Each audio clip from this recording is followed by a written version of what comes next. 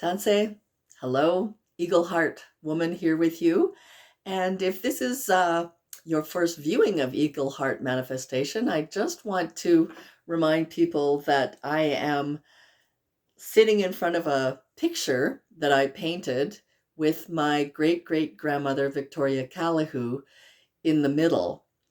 There's a little backstory that leads up to what I'd like to share with you regarding what happened. As I told you, I'm Cree and part Haudenosaunee, so I had a great great great grandfather who came from Eastern Canada to the West. He had three wives, and I am probably the fourth generation or fifth from the family that he started when he came west with the fur traders. If you don't know, Canada was largely known back in the 1820s right up till the 1900s for trapping beaver because top hats were very fashionable in Europe, mostly London, and these hats were made of the fur of the animal called the beaver, which is like a kind of a large rat with long, beautiful hair because these animals spend a lot of time in the water. So I would have to say fur. And to make these hats, they would make them out of beaver fur and shear it down very, very close to the frame of the hat so that it glistened. The hats glistened. That's all I can describe them. And so my great great great great grandfather was a somebody who came west to look for fur, to join the fur trade and help the furs become trapped, although I don't think that was his job, and then they were taken east and then across the ocean to Europe. So my family has roots in this area. And there was a reserve called the Calahoo First Nation Reserve, but it was taken away through dealings of non Indigenous people. So basically, that side of my family, the Michelle Band family, is homeless. And interestingly enough, the park where Skydancer, which is the Indigenous Cultural Center and Art Gallery that I dreamed into being, that is actually a bricks and mortar building. I've had episodes in the past, if you want to check them out, where I take you into Skydancer. But we have been in business now for 2 years, and we now want to begin a cultural camp with teepees. And I showed you some land in a video a couple days ago, which it was covered with snow and just looked, it was 30 below that day. But come full circle again, that land is quite a ways away from our present facility, and it's being basically given to us by a town that's not far away. Today, we went to the city, to the mayor, where we are now located. So the town and the city are not far from each other.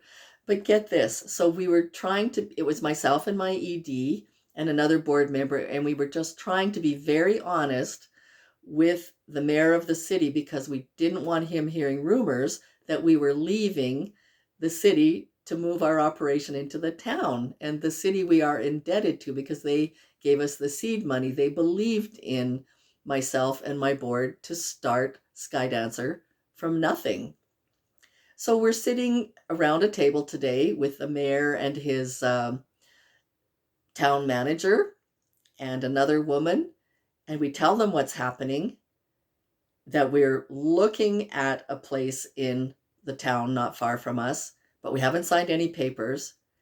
And quicker than I could even imagine, the mayor starts back and forthing with the town manager, and they start to think about places, land that they could give to us to have our teepee cultural camp in the city. And now that makes a lot more sense to us because then we won't have two operations, we'll have one. And you know that we're building a large glass and timber building anyway in our current location.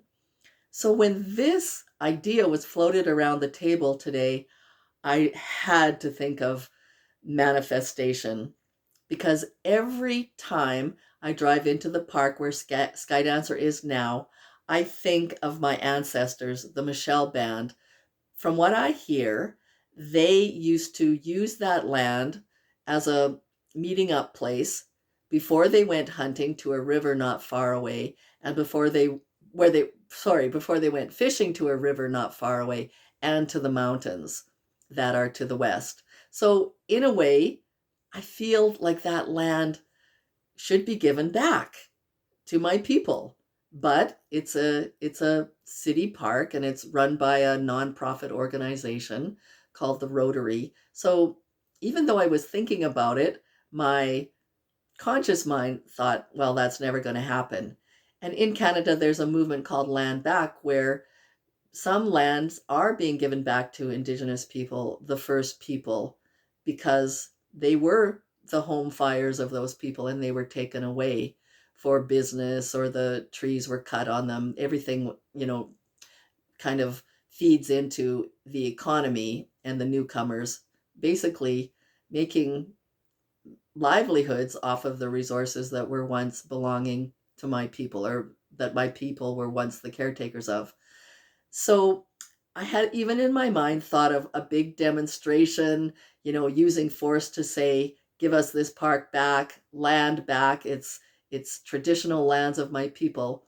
And then today, without being aggressive in any way, things came full circle to the point where the city is now talking about giving Skydancer that whole park, the very land where my people had tea and a meal together before they separated to go fishing and hunting or go back to their homes. So if that isn't an example of manifestation, I don't know what else is. And my teachers tell me, when you start to visualize something, you don't have to chase it anymore.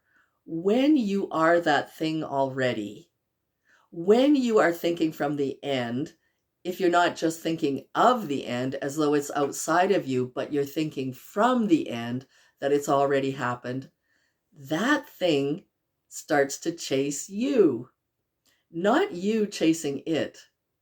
And it's the same thing with thinking of your specific person or your special person. If you're leaning in and pursuing that person, chances are they're going to feel that you're too aggressive, that they're being repelled by you. Whereas if you're thinking of being with that person, if you truly want to be with that person, and you're not being in your ego, or, just kind of being in the Lonely Hearts Club, thinking of being with that person will make things happen so that you are with that person. That person, you're no longer chasing him or her, they're chasing you. So it's divine. It's absolutely wonderful to live from your wish fulfilled. And what does that look like? I had a friend who was a jockey, so he rode racehorses, and he won quite a few times in his career. But I knew him before he was a jockey, when he was, he's a kind of a tiny man, very lightweight, so he would make the perfect jockey. So I told him about manifestation, and he started to imagine seeing somebody like himself on the back of a horse, being the first across the wire and winning. But the difference, I told him, from living from the end is you are seeing out of the eyes of that jockey. You're on the back of that horse. You're feeling that horse beneath you. You're, standing up in the stirrups and just moving with that horse. And you feel what it's like to feel the wind in your hair and that speed of that horse that you're riding, and you feel yourself going across the line. And again, looking out of that jockey's eyes, see yourself in the winner's circle, and you're being handed flowers and all of the congratulations that go with winning that horse race. So that's the difference of thinking about the end versus living and thinking from the end. It's already you. It's not outside of you. It's inside of you. It's become part of you. If you want to be needy or you continue being needy, that is what you're feeling. That's what you're manifesting. So you'll continue to feel needy. So become aware.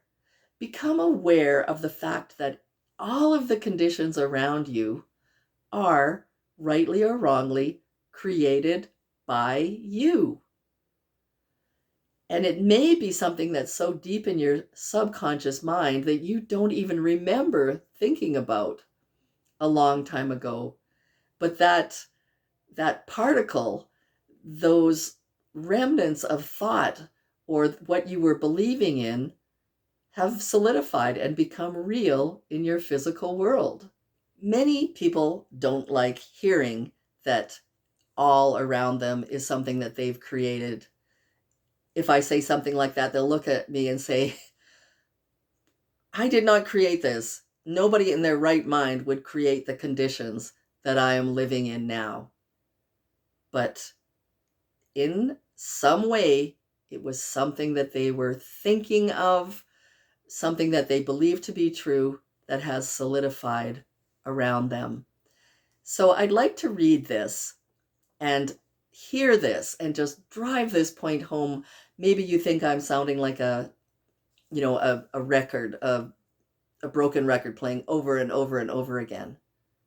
But hear this. Look around you, you're already manifesting. Your current life is shaped by thoughts, past thoughts, emotions, and actions that went with those emotions. Realizing this is the first step to trusting the process of manifestation. So you don't like your circumstances, they're you pushed out. They're what you have been holding true. What is in the very core of your being? You cannot change the circumstances that you find yourself in. You can only change your perception of them.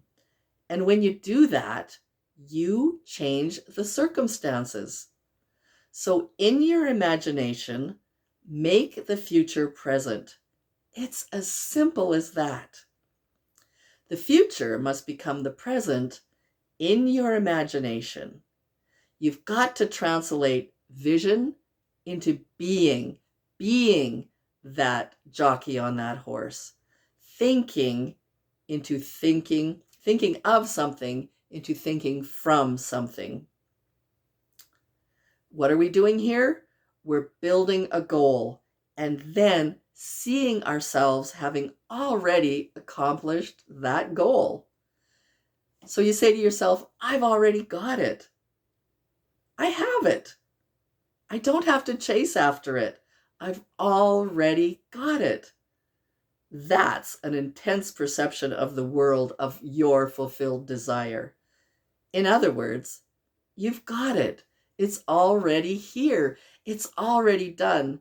As I say, it's already perfect, whole, complete in the spirit world. You're just clothing it with the physicality of this world and bringing it into your physical world. Now, are you thinking from the end or are you thinking of the end? See, the end result has already happened with your imagination, feeling, thinking, emotions, thoughts, emotions, and actions. You, with your imagination, are creator's highest form of creation. You can create in your consciousness the kind of person you want to be, and then be that person. Translate your vision into being. And when you know that, life becomes a game, and you are that joyous person. You have high self-esteem. Somebody was talking about a narcissist, somebody who thinks of themselves and believes that they're the best at whatever it is they do. And they're kind of annoying people. But if you look at them, they get what they want. Rightly or wrongly, you may dislike them for what they think of themselves. You're thinking that that person thinks they're all that in a bag of chips, to date myself again with a really old saying. But narcissistic people get what they want because they have such a high consciousness, such a belief in themselves that the universe does somersaults to give them what they believe, that they are the best, that it's all about them. Now that's from an egotistical way. If you want to translate that and just say, I am worth it, I deserve it, I have it, I already have it. It's already done. Become aware of that. Become aware that everything around you comes from your past thoughts, your emotions, and your actions that you made after thinking and emoting like that. Trust the process, realize this, become aware, and I promise you, your life is going to change, and you will be amazed at the things that begin to happen for you. Thanks for listening. Hi, Kinan Skomatin. We'll see you tomorrow. Have fun with this. Play. It truly is a wonderful game, this thing we call life. Hey, Tanse, hello. If you're enjoying these videos that have to do with Eagle Heart manifestation, I would love it if you would subscribe and like them so that I can do even more on my podcasts. I'd love to bring in some elders and let you hear firsthand from them knowledge that goes back into time that they carry from their grandmothers and grandfathers generations ago. But I need to have a few more people joining in with me because it's just better with more and more energy. So if you feel moved to, I'd love it if you'd like and subscribe, and onward and upward, bigger and better. And I'd love to bring you more teaching so that you can live Miopi Matsuin, your best life possible, and bring what you want from the spirit world into this physical world. Kinan Skomatin, hi, thanks.